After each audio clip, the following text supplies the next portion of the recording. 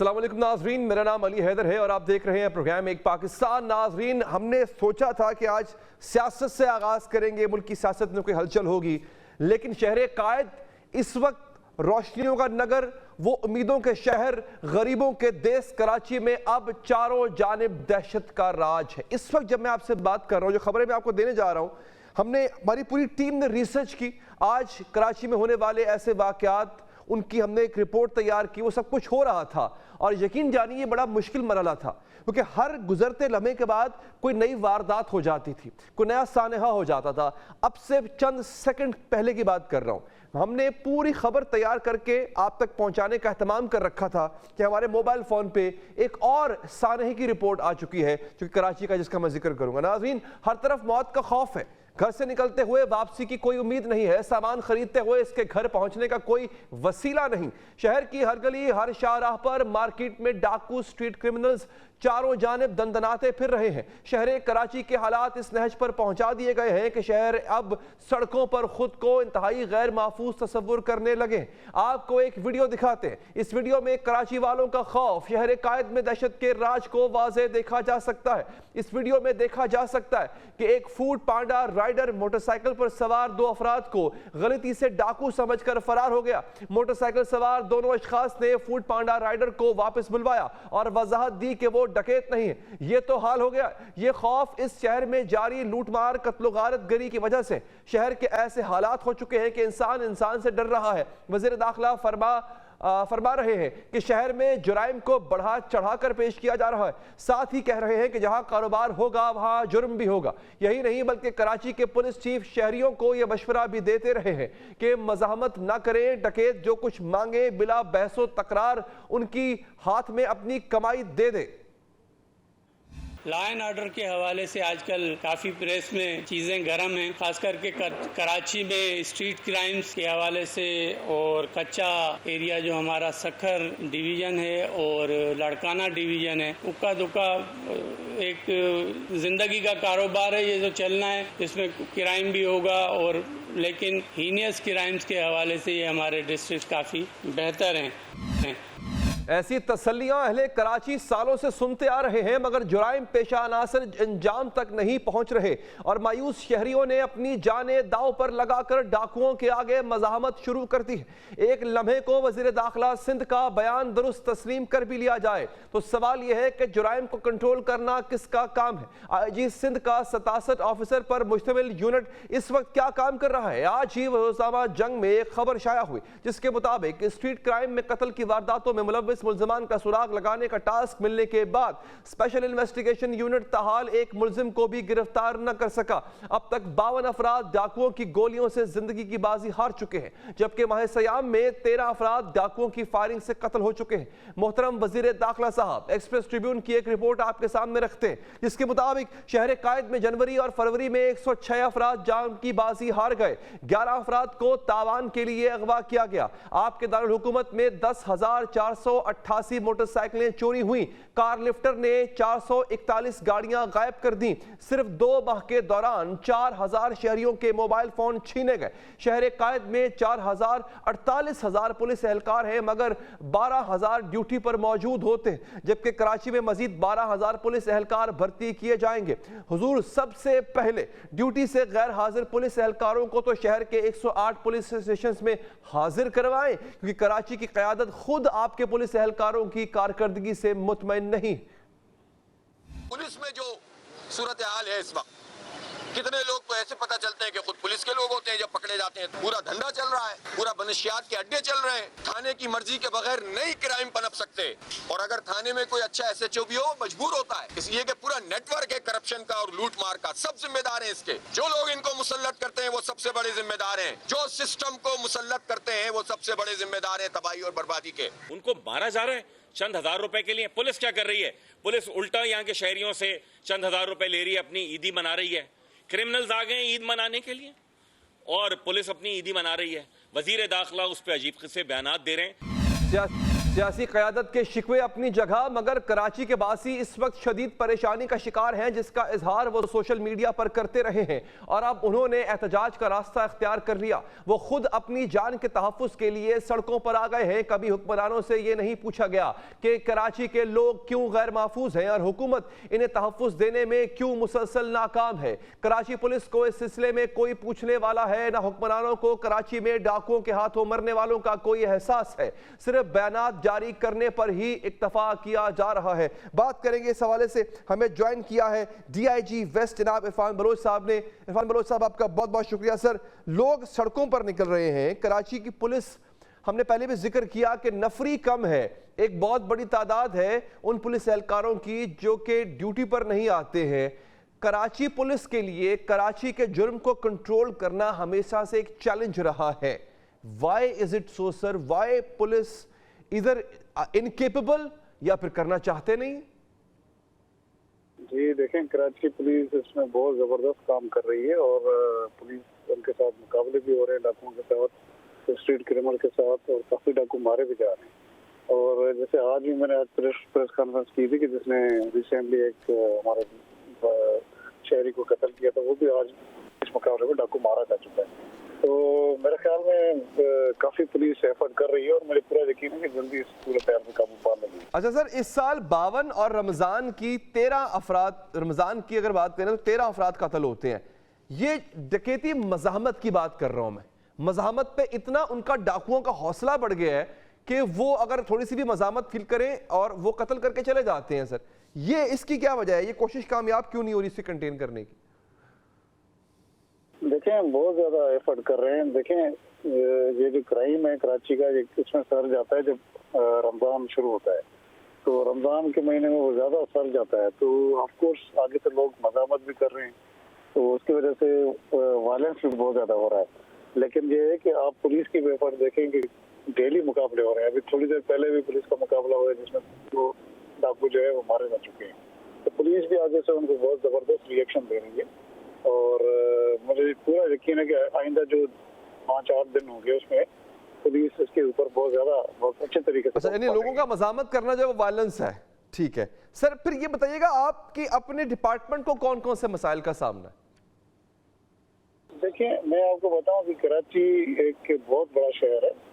उसकी आबादी आप देखें 3 करोड़ से ज़्यादा उसकी आबादी है, और जो पुलिस है वो तो यानी कि 30,000 से ज़्यादा पुलिस नहीं है। आप इससे अंदाजा लगे, आप कंपैरिजन करेंगे ना दोनों का, तो आपको बहुत बड़ा मिसमैच मिलेगा। पर साथ में ये है कि कराची में अनफॉर्चुनेटली हथियार बहुत है, वेपन बहुत है, यानी कि शॉट गन हो गई, पिस्टल हो गई, बहुत है लोगों के पास। तो जब वेपन ज़्यादा होता है तो फिर उसकी वजह से फिर वायलेंस भी ज़्यादा हो रहा है। तो ये सारे मसाइल हैं, इंफ्रास्ट्रक्चर की कमी है, पॉवर्टी है और कच्ची आबादियाँ हैं, बहुत ज़्यादा मसाइल है जिनको पुलिस यानी कि चैलेंज कबूल किया है पुलिस ने, उसको फेस कर रही है और उसका मुकाबला कर रही है। सर देखिए, बात यह है कि आप कह रहे हैं कि असलहा, आप मुझे वजूहात बता रहे हैं, मैं आपसे वजूहात पूछ रहा हूं कि क्या वजह है कि आप कंटेन नहीं कर पा रहे? जो भी है, आप सरकार है, आप स्टेट है सर, आपके पास हर तरह की सियासी मशीनरी है, आपके पास स्टेट मशीनरी है, और आपके पास जो डिप्लॉयमेंट की कमी का आप रोना रो रहे हैं, तो बलोच साहब वो भी आप ही ने पूरी करनी है। ऐसा तो नहीं कि लोग वॉलंटियर करेंगे, जनाब आए पुलिस के साथ मिलकर हम डाकुओं का खात्मा करते हैं, वो भी आपने कभी पूरी करनी है। इश्तिहारी इतने ज्यादा है इस वक्त कराची के अंदर, इश्तिहारी क्यों नहीं पकड़े जा रहे आपसे? नहीं, बिल्कुल मैं आपको बताऊं, जी हाँ है, बिल्कुल है, और पुलिस न सिर्फ पकड़ रही है। मैं आपको छोटा सा एग्जांपल दूं कि जितने भी रिसेंटली मुकाबले हुए हैं पुलिस के स्ट्रीट क्रिमिनल्स के साथ, उसमें 90% वो लोग हैं जो रिपीट ऑफेंडर्स हैं, वो बार बार क्राइम कर रहे हैं, यानी कि वो जेलों में जा रहे हैं, फिर वो वापस आ रहे हैं जमानतों पे, तो उनको जो सजाएं नहीं मिल पा रही अनफॉर्चुनेटली। अगर वो उनको मिल जाए या वो काफी हद तक जेल में रहें, तो जो आप ये जो लहर देख रहे हैं स्ट्रीट क्राइम्स की, काफी कम हो जाए। ये जो बार बार ये लोग वापस आ रहे हैं, क्रिमिनल्स वापस आ रहे हैं, अच्छा, जेलों में जा रहे हैं, फिर जमानतों पे वापस आ रहे हैं 1 महीने में, 2 महीनों में, तो वही फिर रिपीट कर रहे हैं क्राइम को। तो ये एक बड़ा एक फैक्टर है। लेकिन पुलिस आप यानी कि बिलीव नहीं करेंगे, पुलिस सैकड़ों की तादाद में पकड़ रही है क्रिमिनल्स को डेली, और डेली इनकाउंटर्स हो रहे हैं, काफी ज्यादा मेहनत कर रही है। सर वैसे मैं ये देख रहा हूँ कि आपके पास सिर्फ एक ही हल है, इनकाउंटर कर रहे हैं हम, मतलब ये बड़े अजीब लगा है। गुफ्तगू के आगाज से लेके अब तक आपने सिर्फ एक ही हल बताया है जो कि एक्स्ट्रा जुडिशियल किलिंग है। مطلب یہ ایسا نہیں ہے کہ جس کی قابل ستائش بات ہو کہ انکاؤنٹر کر رہے ہیں آپ. لوگ آپ نے کہا کہ چھوٹ جاتے ہیں, تو وہ بھی تو پروسیکیوشن کی غلطی ہے نا. پروسیکیوشن ویک ہے اس لیے چھوٹ جاتے ہیں لوگ عدالتوں سے. سزا کیوں دلوا پا رہے ہیں آپ؟ دیکھیں پولیس اپنی بھرپور انویسٹیگیشن کر رہی ہے, لیکن جو کرمنل جسٹس سسٹم میں کافی زیادہ مسائل ہیں, پروسیکیوشن کے ایشوز ہیں, انویسٹیگیشن کے ایشوز ہیں, تو اس کے اوپر بھی یعنی کہ پولیس کی, لیکن پولیس ایک یعنی کہ کرمنل جسٹس سسٹم کا ایک چھوٹا سا پارٹ ہے. یعنی کہ کرمنل جسٹس سسٹم اٹسیلف نہیں ہے پولیس ایک پارٹ ہے اس کا. اور باقی تو دیکھیں آگے پروسیکیوشن بھی ہے اور کافی چیزیں ہیں جو پولیس کو فیس کرنی پڑ رہی ہے. اچھا یہ بتائیں, یہ جو گرفت رمضان میں ہم دیکھ رہے ہیں کہ 13 لوگ تو صرف رمضان میں بیچارے قتل ہو گئے, ان میں سے کتنوں کو پکڑ پائے ہیں آپ؟ دیکھیں میں تو خیر پوری کراچی کی میں بات نہیں کر پا رہا کیونکہ میں تو ویسٹ زون کو ریپرزینٹ کرتا ہوں, میں ڈی آئی جی ویسٹ ہوں, اور ویسٹ زون میں ان 3 مہینے میں تقریباً 14 لوگوں کی ڈیتھ ہوئی ہے انفارچونیٹلی. تو اس میں سے مور دین 50% پولیس نے ٹریس کر لی ہے, اور اس میں کافی ڈاکو جو ہے وہ مارے بھی جا چکے ہیں, کافی ڈاکو زخمی حالت میں گرفتار ہوئے ہیں. تو آپ اس سے اندازہ لگائیں کہ پولیس کا ڈیٹیکشن ریٹ جو ہے مور دین 50 to 60% ہے, اور باقی جو لوگ ہیں ان کو بھی انشاءاللہ آپ دیکھیں گے جلد پولیس گرفتار کرنے کی. چلیں لیٹس سی سر, بہت بہت شکریہ بلوچ صاحب کہ آپ نے ہمارے پروگرام کے لیے وقت نکالا. ناظرین, سابق خاتون اول بشرا بی بی کو زہر دینے کے معاملے پر پی ٹی آئی کا متضاد بیانیہ سامنے آیا ہے. بانی پی ٹی آئی اور ان کی اہلیہ کے ذاتی معالج ڈاکٹر عاصم یوسف نے دو ٹوک کہہ دیا کہ بشرا بی بی کو زہر دینے کی تصدیق نہیں ہوئی. ڈاکٹر عاصم یوسف نے بشرا بی بی سے ملاقات کے بعد واضح کیا کہ بانی پی ٹی آئی کی اہلیہ کا معائنہ کیا گیا, انہیں زہر دیے جانے کے شواہد نہیں ملے اور اس حوالے سے کسی قسم کے ٹیسٹ بھی نہیں کر رہے ہیں. انہوں نے تجویز دی کہ چیک کیا جائے, کوئی سنجیدہ مسئلہ تو نہیں. صحت کے حوالے سے عمر کو دیکھتے ہوئے ٹیسٹ ہونے چاہیے, جبکہ طبی مسائل کی درست تصدیق کے لیے معدے کا معائنہ بھی ہونا چاہیے. ڈاکٹر عاصم یوسف کے برعکس پی ٹی آئی رہنما عمر ایوب نے ایک بار پھر زہر خورانی کی گردان دہرائی اور الزام لگایا کہ بشرا بی بی کے کھانے میں زہر ملایا گیا اور ان کا چیک اپ ہونے جا رہا ہے. ایک طرف جہاں بنی گالا کو سب جیل قرار دے کر بشرا بی بی کو رکھا گیا ہے, وہاں اڈیالہ جیل میں قید بانی پی ٹی آئی کو دستیاب سہولیات کی تفصیلات بھی سامنے آ گئی. ایڈوکیٹ جنرل کی جانب سے عدالت میں جمع کرائی گئی رپورٹ کے مطابق بانی پی ٹی آئی اسپیشل کچن سے کھانا کھا رہے ہیں. جس کچن سے انہیں کھانا جاتا ہے وہاں کسی اور کے لیے کچھ نہیں بنتا. انہوں نے بتایا کہ بانی پی ٹی آئی کے لیے اڈیالہ جیل میں 7 سیل مختص ہیں, ایک سیل میں انہیں رکھا گیا ہے, جبکہ ارد گرد 6 سیل بھی انہی کے لیے مختص ہیں. ایڈوکیٹ جنرل کے مطابق بانی پی ٹی آئی کی سیکیورٹی کے لیے 14 سیکیورٹی اہلکار تعینات ہیں. بانی پی ٹی آئی کے لیے سی سی ٹی وی کیمرے بھی لگوائے گئے ہیں اور کیمرے لگانے پر 5 لاکھ روپے کا خرچہ آیا. ایڈوکیٹ جنرل نے یہ بھی بتایا کہ عمران خان کے جیل میں ماہانہ سیکیورٹی اخراجات 12 لاکھ روپے ہیں. اسی پر بات کریں گے. ہمارے ساتھ موجود ہیں پاکستان تحریک انصاف کے سینئر رہنما جناب لطیف کھوسہ صاحب. سر بہت شکریہ آپ کے قیمتی وقت کا. سر یہ جو معالج ہیں بشرا بی بی کے, انہوں نے تو زہر کے شبے کو انہوں نے کہہ دیا کہ ایسا کچھ نہیں ہے. کیا ابھی بھی آپ سمجھتے ہیں کہ بشرا بی بی کے کھانے میں زہر ملایا گیا اور خان صاحب کی جان کو خطرہ ہے؟ دیکھیں یہ میں نے ان سے ملاقات بھی کی اور خان صاحب سے بھی ملاقات کی. بی بی کے ساتھ میں نے بنی گالا میں ملاقات کی اور انہوں نے بتایا کہ مجھے شہد میں کوئی ایسی چیز تھی جو میں نے جب کھائی تو اس کے بعد میرے جو ہے آنکھ سے, کان سے, ناک سے ساری ایسا اس طرح سے فواروں کی طرح پانی باہر نکلا جیسے ایک کوئی پتہ نہیں کیا چیز نکل رہی ہے. اور اس کے بعد جو جلن ہوئی سارے معدے میں اور سارے ایک ہفتہ پورا انہوں نے کہا کہ میں جو ہے کھانا بھی جو ہے وہ نہ کھا سکی اور پانی پینے میں بھی جو ہے بہت تکلیف ہوتی تھی اور اندر ایسی جلن ہوتی تھی. اب یہ ظاہر ہے کہ وہ کوئی ڈاکٹر تو نہیں ہے کہ وہ بتاتی ہیں, لیکن کیا ایسڈ دیا گیا, کون سی چیز ان کو دی گئی, اور میں نے وہ چیز جو ہے آگے خان صاحب کو بھی بتائی کیونکہ انہیں ایک ایسے بند کمرے میں, ایک اپنے ہی بنی گالا گھر میں ایک بند کمرے میں جس کی انہوں نے کھڑکیاں بھی سیل کر دی ہوئی تھیں, جو باہر جانا بھی ان کے لیے گوارا نہیں تھا, اور سارے باقی گھر پہ بھی قبضہ جو ہے چاہے وہ عملے جیل کا تھا یا اسٹیبلشمنٹ کے لوگوں کا تھا, جس کا بھی تھا باہر کیف, ان کو کسی چیز کی کوئی گھر والی بات کا میسر نہیں تھی سہولت.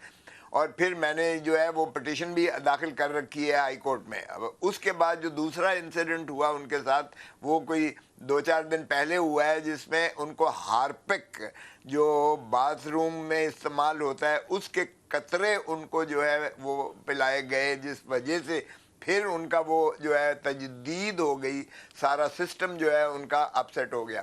اب چونکہ وہ تہجد گزار ہیں, اللہ تعالیٰ نے ان کو جو ہے وہ ہمت دی اور عبادت گزار جو ہے چونکہ محترمہ ہیں, وہ خاتون ہیں, تو اس لیے ان کی بڑی باہمت اور پرعزم تھیں. تو یہ زہر ہے یا کیا چیز ہے, اس میں ہارپک ہے. دیکھیں ہارپک کو بھی آپ زہر ہی کہیں گے, جو کیڑے مار دوا ہے اس کو بھی ہم زہر کہتے ہیں. اچھا ویسے ایک یہاں پہ سوال سر میرا لے لیں, یہ تنقید نہیں ہے, یہ ایک آؤٹ آف کیوریاسٹی میں پوچھ رہا ہوں سر, چونکہ آپ وکیل بھی ہیں, معروف وکیل ہیں سر, اور کرمنل کو بھی آپ دیکھتے رہے, اور جب آپ جرح کرتے ہیں تو یہ سوال آپ بھی پوچھتے ہوں گے کہ اگر مجھے کسی نے زہر دینا ہے تو وہ یہ مجھے بتائے گا تھوڑی کہ میں ہارپک دے رہا ہوں, اس کے 3 قطرے, 2 بھی نہیں, 1 بھی نہیں, 3, 4 بھی نہیں, 3 قطرے ہوں گے جو میں تمہارے کھانے میں ملاؤں گا. یہ جس کو زہر ملا ہو اس کو اتنی پریسائز ڈیٹیل کیسے پتا ہوتی ہیں سر؟ علی دیکھیں یہ ایک سپیکولیٹو ہوتی ہے. ہمارا پیٹ خراب ہو جاتا ہے تو ہم کیا کہتے ہیں کہ جی فوڈ پوائزننگ ہو گئی ہے, وہ فلاں چیز میں نے کھائی تھی, اس میں مجھے جو ہے یہ اس وجہ سے میرا ہو رہا ہے, یہ سارا سسٹم خراب ہو گیا. اب مجھے بتائیں کہ وہ بیوی جو ہیں وہ کس کی تحویل میں ہے؟ وہ کوئی فری ہینڈ تو نہیں ہے انہیں, نہ ہی کچن ان کا اپنا ہے, نہ ہی ملازم ان کے اپنے ہیں, نہ ہی گھر ان کو میسر آیا ہے. وہ کسی کی تحویل میں ہے.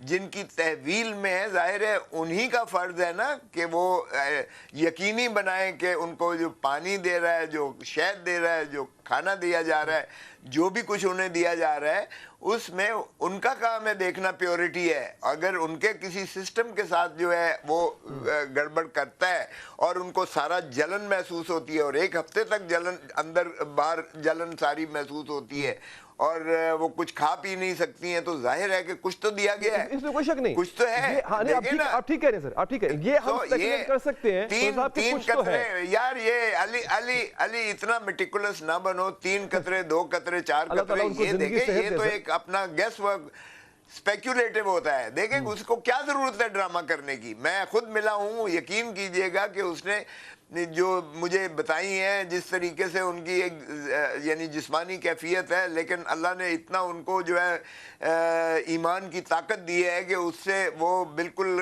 گھبرانے والی نہیں ہے. اور میں سمجھتا ہوں کہ وہ ایک عمران خان کی طاقت ہے, عمران خان کی کمزوری نہیں ہے, عمران خان کی طاقت ہے.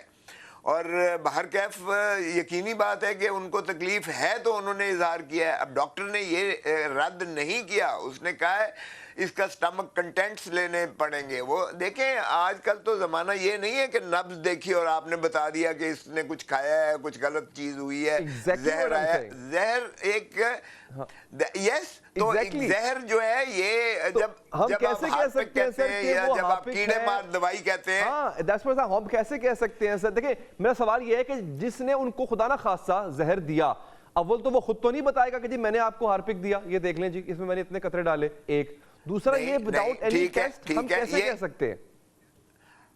علی میں کھانا کھاتا ہوں تو مجھے پتہ چل جاتا ہے یہ چیز جو ہے اس چیز کو مجھے لڑ گئی ہے, مجھے یہ چیز لڑ گئی ہے.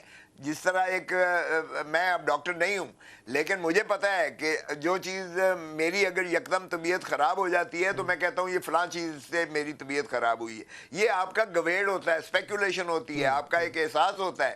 تو اس احساس کے تحت چونکہ ہارپک ہی میسر ہوتی ہے. اب ڈی ڈی ٹی پہلے ہوا کرتی تھی, کیڑے مار دوائی جو ہے, اس کی کئی دفعہ جو ہے اس سے جو ہے وہ شرارتاً لوگ دیا کرتے تھے اپنا دشمنی کرنے کے لیے, نقصان پہنچانے کے لیے. آج کل ہارپک ہوتا ہے, اور ہارپک بھی ایک قسم کی پوائزنس ہے.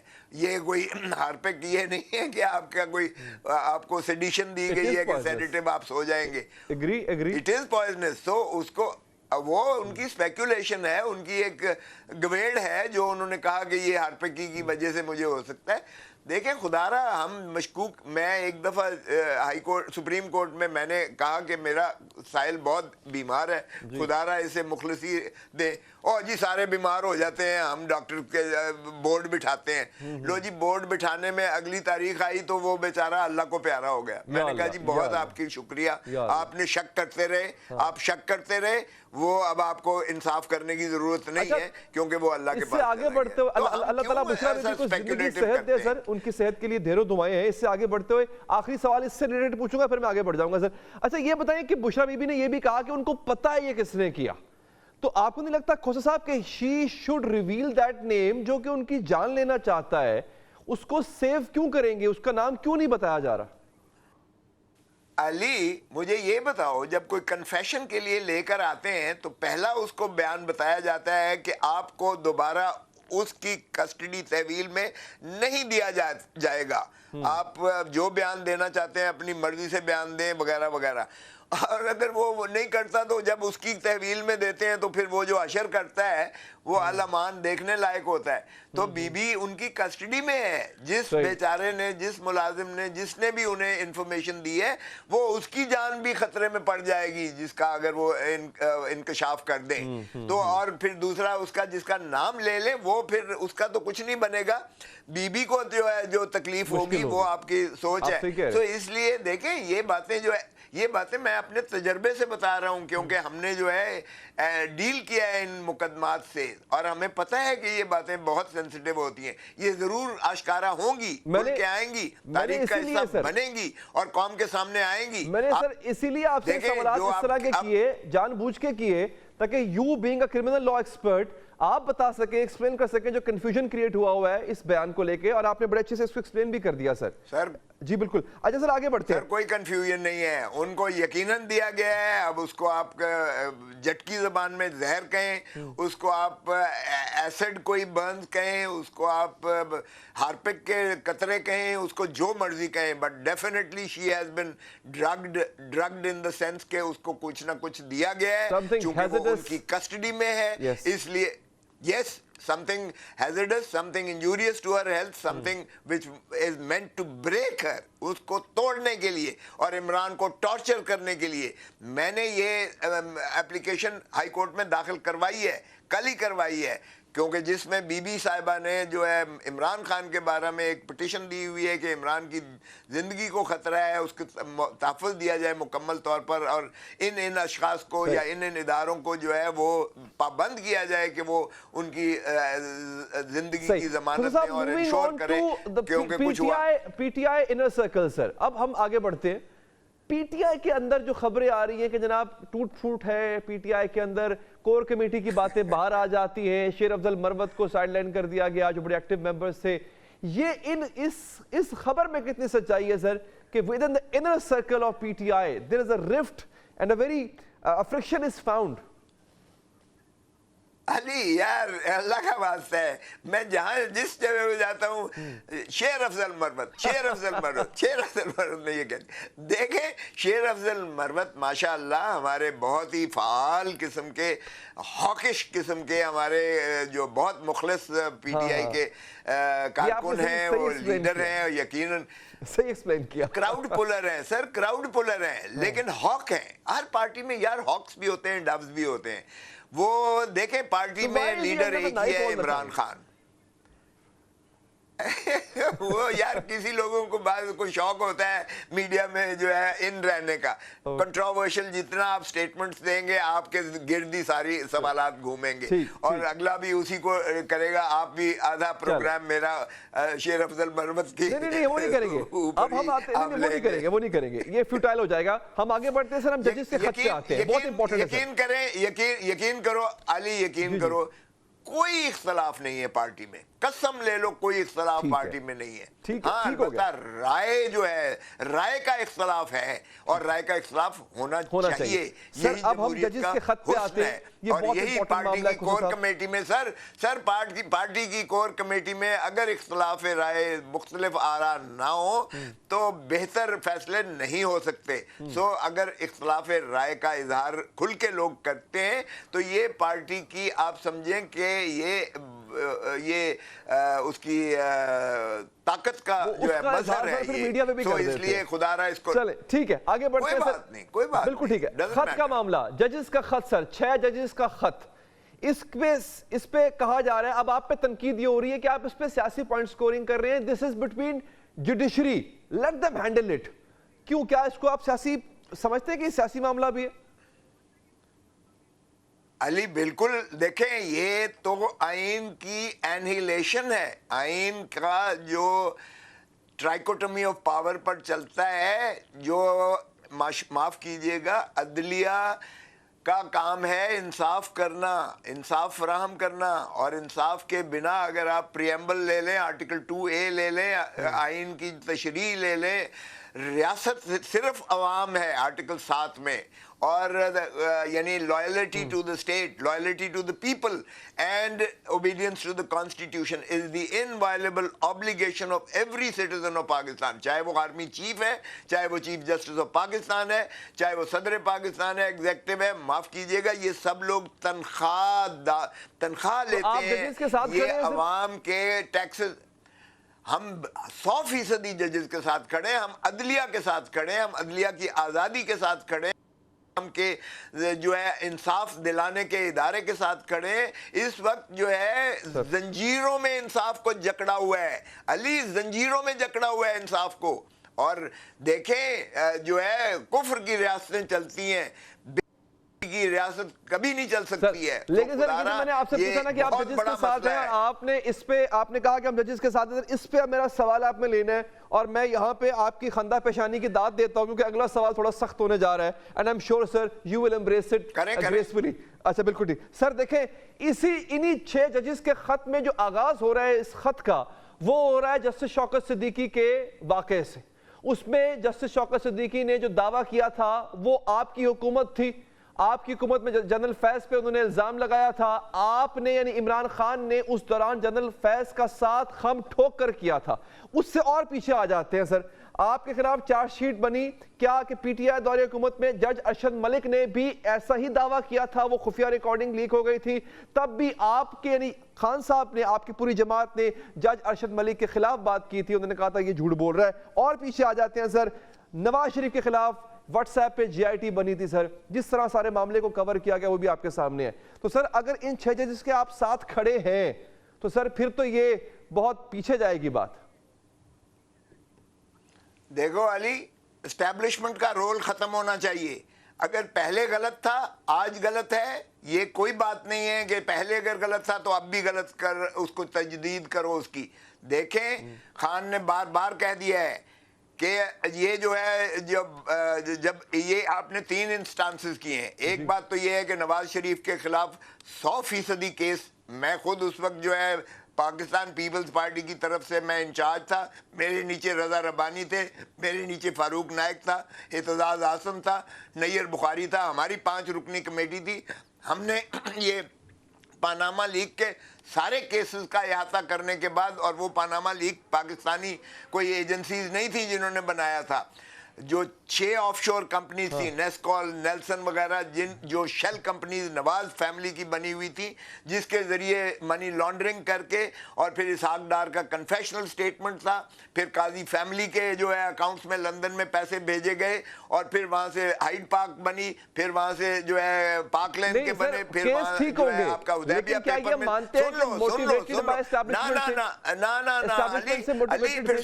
سن لو سر, سن لو. پھر اس کے بعد جو ہے ایک بین الاقوامی شہرت کی کمپنی جو ہے وہ اس کو انگیج کیا گیا کہ ایسٹس ڈسکوری کیے جائیں, وہ بھی میں نے دیکھا. اور اس کے بعد جو ہے ایک جے آئی ٹی بنی جس میں آئی ایس آئی بھی تھی, ایم آئی بھی تھی, اور یہ سارے تھے, جس میں 10 10 वॉल्यूम जो है ये तो सवाल ही नहीं है कि काले GIT धंधे के बनी, धन सवाल नहीं, ये सवाल किसके यही कहने पे बनी है, सवाल सर? यही है क्योंकि धरती माँ ना अगर धरती आज माँ को किसी जिस के कहने तरह पे आज लूटा गया आपके खिलाफ ज्यादती हो रही है तो तब भी किसी के कहने के उनके खिलाफ हो रहा था, भले सही हो रहा होगा लेकिन किसी के कहने पे हो रहा था सर, ये तो माने आप।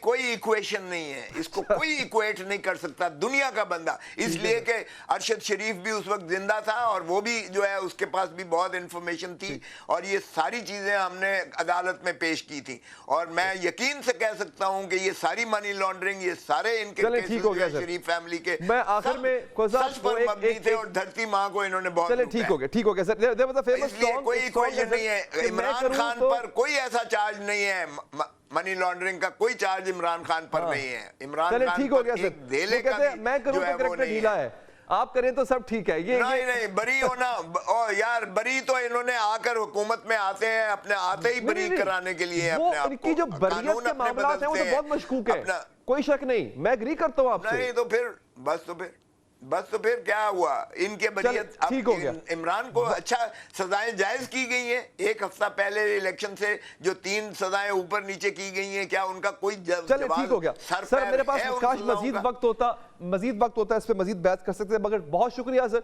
साहब कि आपने मैं आपको देखो फिर यार सुन लो, फिर हौसला भी रखा करो ना जवाब सुनने का भी सर, फिर मैंने सवाल और करना शुरू कर देने हैं।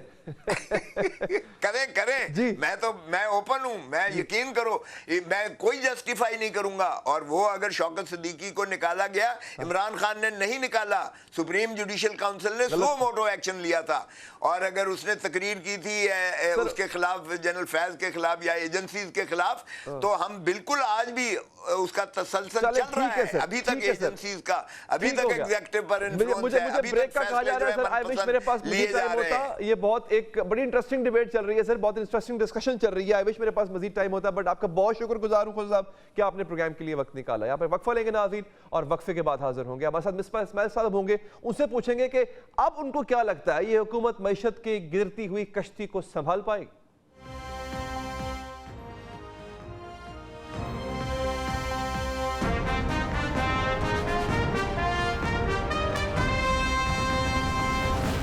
नाज़रीन, हुकूमत का दावा है कि पाकिस्तान की मईशत मुस्तहकम हो रही है, लेकिन आलमी इदारे मुतजाद खबरें दे रहे हैं। IMF के बाद वर्ल्ड बैंक ने भी हुकूमत पाकिस्तान से बिजली और गैस की कीमत में इजाफे का मुतालबा कर दिया। वर्ल्ड बैंक ने पेंशन से पैदा होने वाले माली बोझ को कम करने के लिए फौरी तौर पर इस्लाहात मुतारिफ करवाने का मुतालबा भी किया है। वर्ल्ड बैंक ने खतरा जाहिर किया है कि मजीद 1 करोड़ पाकिस्तानी खते गुर्बत से नीचे चले जाएंगे। Pakistan institute of development economics की रिपोर्ट है कि आइंदा 5 बरसों में पाकिस्तान को 120 अरब डॉलर बैरूनी कर्जों की जरूरत होगी, जबकि ब्लूमबर्ग ने महंगाई कम होने की खुशखबरी सुना दी है। ब्लूमबर्ग का कहना है कि अगली माली साल महंगाई में 11% कमी आ सकती है। मईशत इस्तेहकाम के हुकूमती दावे किस हद तक दुरुस्त हैं, कि आम आदमी को भी कोई फायदा होने जा रहा है, ताजरों से टैक्स वसूल करने की मुहिम किस हद तक कामयाब होगी, ये सब सवाल पूछेंगे। हमारे साथ मौजूद हैं साबिक वज़ीर खजाना जनाब मिफ्ता इस्माइल साहब। सर बहुत शुक्रिया आपके कीमती वक्त का। नहीं सर, इनके मुताबिक तो मईशत मुस्तहकम हो गई है, मिफ्ता इस्माइल के मुताबिक भी हो गई है या अभी कुछ रूम बाकी है? सर मुस्तहकम का तो लफ्ज़ जो है वो बहुत ज़्यादा पुरजोर है, मैं मुस्तहकम तो नहीं कहूँगा, लेकिन मैं ये ज़रूर कह सकता हूँ कि महंगाई में कमी आई है, इसमें कोई दो राय नहीं है, महंगाई में कमी आई है।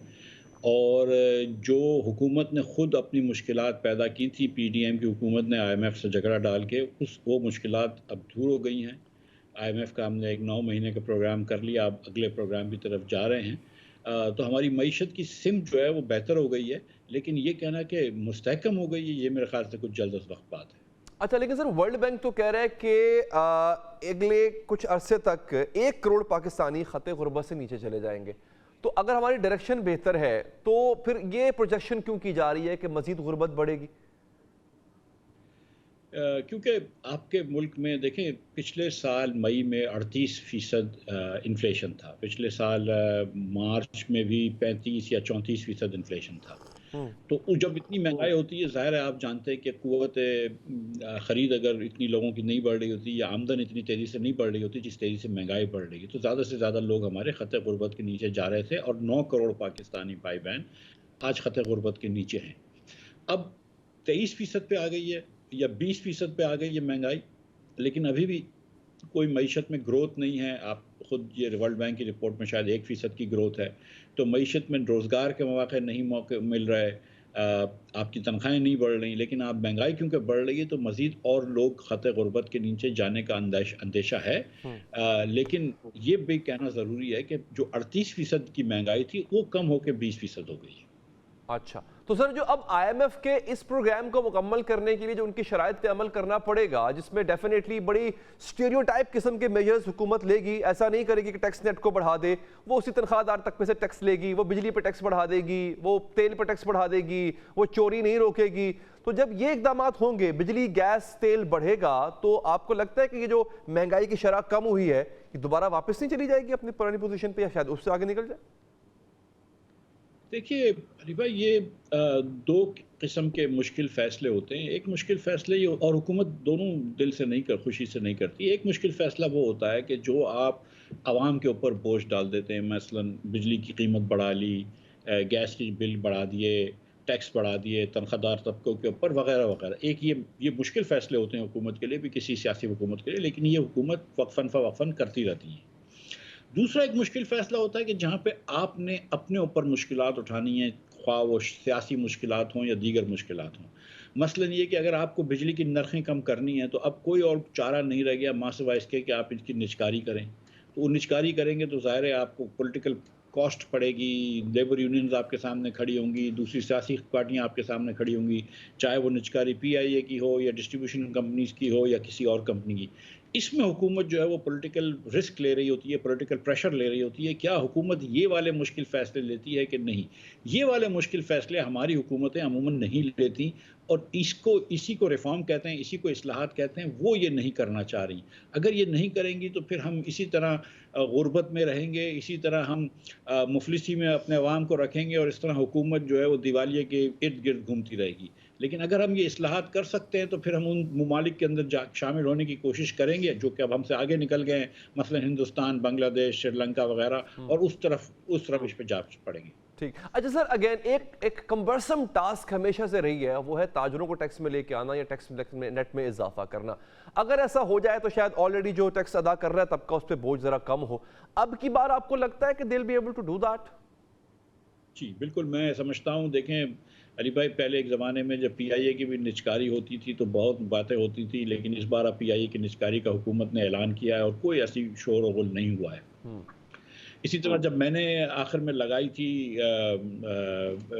دکانداروں سے ٹیکس لینا تجویز لگائی تھی, اور آپ یہ دیکھیں نا کہ ہم اس ملک میں, جو میں اس وقت اسٹیٹسٹک دیتا تھا کہ 22 لاکھ دکاندار ہیں TDC کے سسٹم میں جن کو بجلی ہم دیتے ہیں, اس میں سے 30,000 انکم ٹیکس دیتے ہیں, اور 22,20,000 نے اپنے آپ کو استثنا دی ہوئی ہے انکم ٹیکس سے.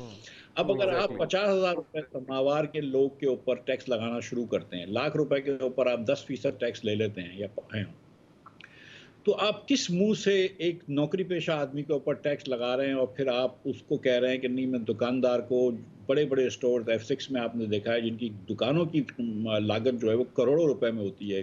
کراچی میں ہو گئے طارق روڈ پہ, اور دیگر جگہوں پہ, لاہور میں ہو گئے لبرٹی چوک پہ, مطلب ان اسٹوروں پہ آپ ٹیکس نہیں لے رہے, اور آپ کسی تنخواہ دار کو بول رہے ہیں کہ یار تم ٹیکس دے دو, تم نے 1.25 لاکھ روپے کما لیا. تو یہ زیادتی ہے. اب میرے خیال سے لوگ یہ بات سمجھ گئے ہیں, پاکستانی لوگ یہ سمجھ گئے ہیں کہ یہ کرنا ضروری ہے, اور مسلم لیگ نے اپنی سیاست بچانے کے لیے یہ 2 مرتبہ یہ فیصلہ مؤخر کیا, لیکن کیا فائدہ ہوا؟ کوئی ایسا الیکشن میں کوئی مطلب ہم کو یہ تو نظر نہیں آئی کہ کوئی گراؤنڈ سویل تھی کہ مسلم لیگ کو ہر جگہ سے ووٹ ہی ووٹ مل رہے تھے. تو جب آپ ضروری فیصلے مؤخر کرتے ہیں تو اس کے اور نقصانات ہوتے ہیں. جب آپ یہ ٹیکس نہیں جمع کرتے اور خسارے بڑھا دیتے ہیں, تو وہ زمانے گئے جب آپ ایسے فری فنڈ میں خسارے بڑھا کے قرض لیتے تھے. اب قرض بھی لینا مہنگا ہو گیا اور مشکل ہو گیا حکومت کے لیے, اور اس کے فوراً مہنگائی کا افیکٹ آ رہا ہے. تو اب یہ نہیں کر سکتے. اب میرے خیال سے لگانا تو آپ نے سر ایک کوشش کی تھی ماضی میں بجلی کے بلوں میں ٹیکس لگانے کی, وہ کوشش کامیاب کیوں نہیں ہو پائی؟ کیا وہ دوبارہ ریپیٹ ہو سکتی ہے سر؟ نہیں वही कर रहे हैं मेरे ख्याल से, बिजली के बिल के साथ ही उन्होंने मुंसलिक करा हुआ है। और बेसिक बड़ा अच्छा आइडिया है कि बेसिक हर दुकान से थोड़े से पैसे ले लो, उसके बाद जो अच्छी दुकानें हैं, पहले तो आप 3,000 रुपए या 4,000 रुपए हर दुकान से ले लें महीने के, और उसके बाद फिर आप ये कह सकते हैं कि भाई अगर आप कार डीलर हैं या सोने की दुकान आपकी है या आपकी कोई फर्नीचर की दुकान है या बड़े डिज़ाइनर की दुकान है, तो उनको कहें कि आप इनकम टैक्स में आए, और बाकी जो छोटी किराने की दुकानें हैं, राशन की दुकानें हैं, जिधर देहातों में दुकानें हैं जहाँ पे लोग पढ़े लिखे भी इतने नहीं हैं, तो वहाँ उनको मतलब फिक्स टैक्स कर दें, 3-4-5,000 रुपए करके ख़त्म कर दें। उसको मुश्किल में नहीं डालना चाहिए। लेकिन मकसद बिल्कुल ये नहीं होना चाहिए कि हम किसी हमारे दुकानदार भाई को, ताजिर भाई को मुश्किल में डालें। लेकिन जो अगर हम बड़ा नारा लगाते हैं बड़ी ज़ोर से पाकिस्तान जिंदाबाद का, तो उस नारे के मकसद ही क्या है? अगर आप पाकिस्तान चलाने में अपना हाथ नहीं बटाएंगे लेकिन नारे लगा रहे हैं कि पाकिस्तान जिंदाबाद, तो भाई थोड़ी सी यहाँ पे भी दिखाओ ना। हाँ, यहाँ पे फुर्ती दिखानी चाहिए। आप ठीक कह रहे हैं, बिल्कुल ठीक है सर। मैंने कुछ और सवाल भी करने हैं जो कि माजी के हवाले से भी हैं और ज़रा फ्यूचर प्रोजेक्शन भी करेंगे इंशाल्लाह। आप हमारे साथ रहिए नाज़रीन। यहाँ पर एक वक्फा लेंगे, वक्फे के बाद मिफ्ता इस्माइल साहब से कुछ मज़ीद सवालात होंगे।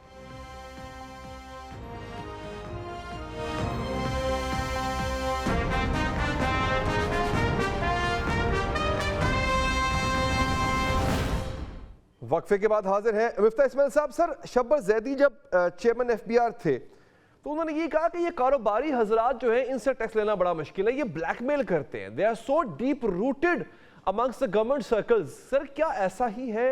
क्योंकि जब तक आपने भी पहले कहा, जब तक आप इस कम्युनिटी को टैक्स नेट में नहीं लाएंगे, आप तनख्वाहदार तबके से कितना निचोड़ लेंगे, उससे आपके इकॉनमी के मसाइल हल नहीं होंगे। देखिए, मैं नहीं समझता हूँ कि कोई इतने वो पावरफुल है। सच्ची बात है, दुकानदार होते हैं पाकिस्तान भर में हैं। मैं समझता हूँ कि उनके भी जो लीडर होते हैं वो भी सियासी लोग होते हैं। वो सियासी लीडरान नहीं होते खुद, लेकिन वो भी सियासत ही होती है। और जो लीडर होते हैं उनके पास 5, 10, 15, 20 मार्केटों की सपोर्ट होती है। तो वो जब ये कहते हैं कि हम शटर डाउन कर लेंगे तो कर लो, 2 दिन शटर डाउन नहीं कर सकेंगे। जब कराची में MQM अपने जोर पे थी और स्ट्राइक करती थी ना, तो भी शाम के 4-5 बजे दुकानें खुल जाती थी। लोगों को भी चीज़ें खरीदनी होती है, दुकानदार को भी 4 पैसे कमाने होते हैं। और आपने इतनी बिजली के बिल बढ़ाए, दुकानदार दे ही रहे हैं ना पैसे, तो कोई नहीं मर जाता। और जो अगर आपने जो मैंने ऑफर करी थी कि उनका, मैंने उस दुकान की इनकम भी मैंने उससे कर दी थी, माफ़ कर दी थी कि उसकी इनकम के ऊपर और टैक्स नहीं लगेगा और सवाल नहीं पूछेंगे, बड़ी आसानी कर दी थी। Most shopkeepers were very happy with this actually, कि चलो यार हमारे पैसे भी हलाल हो जाएंगे, अब नेट में भी आ जाएंगे। ये कुछ तक लोग थे कि जो सियासत कर रहे थे, और फिर हमारे यहाँ इंटरनल मुस्लिम लीग की पॉलिटिक्स थी। मेरा नहीं ख्याल है कि इतना मुश्किल होगा। अच्छा सर, मोस्ट प्रोबेबली शायद आपसे ये सवाल पहले भी हो चुका हो, लेकिन मेरे प्रोग्राम में पहली दफ़ा होने जा रहा है। सर, आपने कहा था 12 रुपए यूनिट जो है वो होनी चाहिए बिजली फरोख्त, और इसका जो खर्चा है वो 9 रुपए है। सर, क्यों? मतलब कोई ये बड़ी अच्छी होप दी थी, यकीन कीजिए मैंने वो प्रोग्राम को रिपीट में 10 दफ़ा देखा, और मुझे आप उस वक्त बहुत अच्छे लगे कि यार अल्लाह करे ये आ जाए कि ये हमें 12 रुपए में बिजली दे दें। फिर क्या वजह है सर, नहीं दे पाए आप, और अब भी नहीं दे पा रहे? कि गुजारिश ये है कि जो बिजली आज भी बिकनी चाहिए पाकिस्तान में, वो वेरिएबल कॉस्ट पे बिकनी चाहिए। कि जो कॉस्ट आपको इस वक्त ईंधन की लग रही है एक यूनिट बनाने की, उस पर बिकनी चाहिए। अगर आप मिसाल के तौर पर मई जून के अंदर 30,000 यूनिट बना के बेचते हैं, तो आप दिसंबर में सिर्फ 9,000 यूनिट बना के बेचते हैं, आपके मशीन बंद रहते हैं। उस मशीन के अंदर अगर आप उस मशीन में 9, 10, 11, 12 रुपए की या 15 रुपए की बिजली बना देते हैं, तो उतने की बेच देनी चाहिए। ज़ाहिर है, जब से डॉलर डिवैल्यू हो गया तो अब थोड़ी सी रेट्स बढ़ गए हैं, पेट्रोल और गैस वगैरह महंगी हो गई है, उस वक्त की कीमतें डिफरेंट थी। लेकिन अगर आपकी वेरिएबल कॉस्ट 12 आ रही है, लेकिन जो 2150 अरब रुपए आपको देने हैं फिक्स कॉस्ट, वो तो देना ही है ना, उससे कोई ताल्लुक नहीं है। अब आपको कॉस्ट आ रही है, अगर 17-18 रुपए आ रही है आपकी एवरेज कॉस्ट, तो उसमें आपको कुछ जो है वो वेरिएबल कॉस्ट बहुत नीचे आ रही है। अगर वो प्लांट बंद है तो वो प्लांट चलना चाहिए और उस प्लांट की बिजली बेचनी चाहिए, और आपको इस किस्म की प्राइसिंग करनी चाहिए। कि हमारे यहाँ ये होता है कि देखें, सर्दियों में जब बिजली ज़्यादा बिकती है तो थोड़ी सी लोड शेडिंग होती है, और गर्मियों में बहुत मशीन बंद होते हैं, उसका आप जो है वो फिक्स कॉस्ट दे रहे होते हैं, जो कि बड़ा नुकसान है। तो बेहतर यही है कि सर्दियों में आप बिजली सस्ती कर दें, और उस सस्ती बिजली करने के वक्त आप जो है वो उसको वो बेच दें ताकि आपका नुकसान कम हो। हाँ, बिल्कुल सही। मैं तो भाई ऐसा करते, ऐसा वाकई नहीं करते। मैं हैरान हूं क्यों नहीं करते। अच्छा, एक और चीज सर, कि ये PTI के दौर में अब जो कैपेसिटी पेमेंट का एक बहुत बड़ा मसला है, जिससे सर्कुलर डेट बढ़ जाता है हमारा। پی ٹی آئی کے دور میں ان آئی پی پی سے ری نیگوشیٹ ہونے کی بات ہوئی تھی, انہوں نے کوشش کی, جتنے بھی کوشش کی وہ علیحدہ بات ہے. آپ نے کبھی کوشش نہیں کی, کیا آپ اس حق میں ہیں کہ ان آئی پی پی سے دوبارہ ری نیگوشیٹ ہونا چاہیے پورا ٹیرف؟ نہیں, پی ٹی آئی کے دور میں نہ صرف کوشش ہوئی بلکہ وہ کوشش کامیاب ہو گئی تھی. تین آئی پی پیز کے ہمارے سسٹمز ہیں. ایک جو 1994 کے اندر بینظیر بھٹو صاحبہ کی پالیسی کے تحت لگے تھے, پھر 2002 میں مشرف صاحب کی پالیسی کے تحت لگے, جو کہ 2011 تک لگتے رہے, لیکن وہ مشرف صاحب کی پالیسی کے تحت لگے, اور اس کے بعد پھر جو 2013 میں مسلم لیگ نون کی جب سی پیک کے اندر پالیسی تھی اس کے تحت لگے. جو پی ٹی آئی نے ری نیگوشیٹ کرے تھے وہ 2002 کی پالیسی والے پلانٹس کے سارے پلانٹس کو ری نیگوشیٹ کرتے تھے. وہ سارے کے سارے جو پلانٹس کے اونر تھے وہ پاکستانی تھے, پاکستانی شہری تھے, اور ان کا تھوڑا سا ہاتھ مروڑ کے, تھوڑا سا پریشر ڈال کے ان کو ری نیگوشیٹ کر دیا. وہ 10-11 سال پرانے ہو چکے تھے پلانٹ, انہوں نے پیسے بھی کما لیے تھے کافی, تو وہ ری نیگوشیٹ کر سکتے تھے. بینکوں کو اتنے پیسے واپس نہیں کرنے تھے, اب بینکوں کو بلکہ کوئی پیسہ واپس نہیں کرنا تھا. جو آپ پیسے دے رہے تھے وہ صرف مالکان کو جا رہے تھے. اب رہ گیا, اور بینظیر بھٹو والی پلانٹس تو اب ختم ہو گئے ہیں, اس کے کانٹریکٹ ہی ختم ہو گئے ہیں گیس. اب رہ گئی آپ کی وہ والی چائنا والے پلانٹس کو. تو امریکہ اور ورلڈ بینک کا اور آئی ایم ایف کا بہت زور تھا ہم پہ کہ آپ ان کو ری نیگوشیٹ کریں اور ان سے آپ بات کریں کہ آپ ریٹ کم کریں. میں نے جا کے چائنا کے سفیر سے بات بھی کی ہے اس بارے میں, وہ بات کرنے کے لیے بھی اس بات پہ تیار نہیں ہیں. اور سچی بات ہے کہ جب ہم چائنا کے پلانٹس کو 400 ارب روپیہ جب ہم نے نہیں جو دینا ہے ہم نے نہیں دیا ہے ان کے واجبات, تو ہم کس منہ سے اس سے ری نیگوشیٹ کریں. اور جو پریشر ہم ایک پاکستانی بزنس مین کے اوپر ڈال سکتے ہیں, حکومت کے افسران یا اداروں کے افسران, وہ ایک چائنیز انویسٹر کے اوپر تو نہیں ڈال سکتے. بالکل ٹھیک, بالکل ٹھیک. مفتیٰ صاحب انتہائی مشکور ہوں سر, ہمارے پاس وقت ختم ہو گیا, مزید وقت ہوتا تو مزید بات ہو سکتی تھی. بہت شکریہ سر کہ آپ نے ہمارے پروگرام کے لیے وقت نکالا. اب تک کے لیے اتنا ہی ناظرین, مجھے دیجیے اجازت, اللہ نے کے بعد.